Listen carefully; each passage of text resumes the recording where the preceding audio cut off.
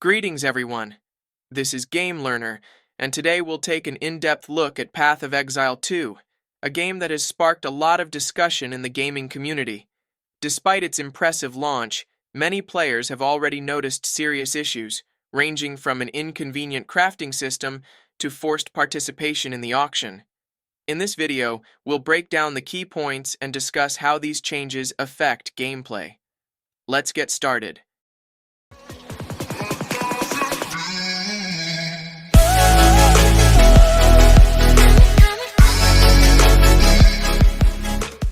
Two months after the early access release of Path of Exile 2, the initial wow factor of the new game had worn off, and serious issues began to surface, not only with the content and technical aspects, but also with the design.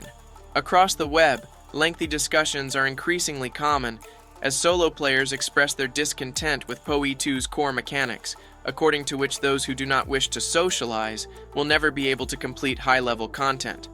There is simply no system in place for that, and the root of it all is the infamous auction.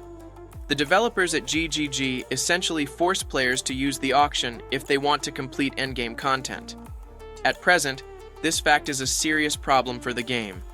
In Path of Exile 2, the crafting system does not allow players to regularly improve or modify the items they find on their own in a way that makes them useful for their character.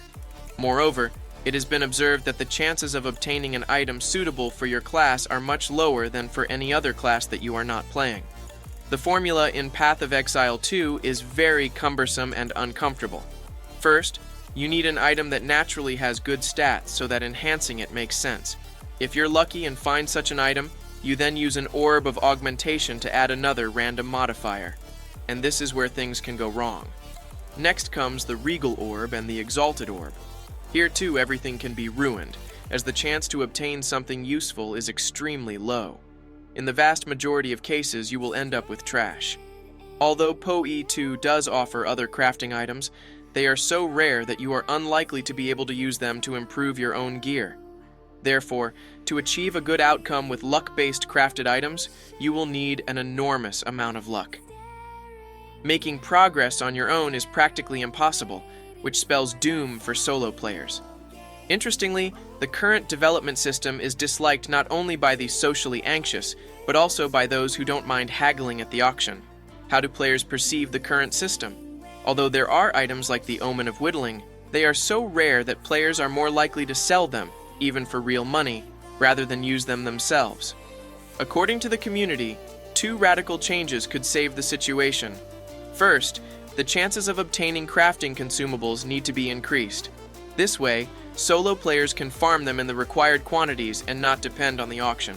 Second, the amount of randomness in crafting should be reduced.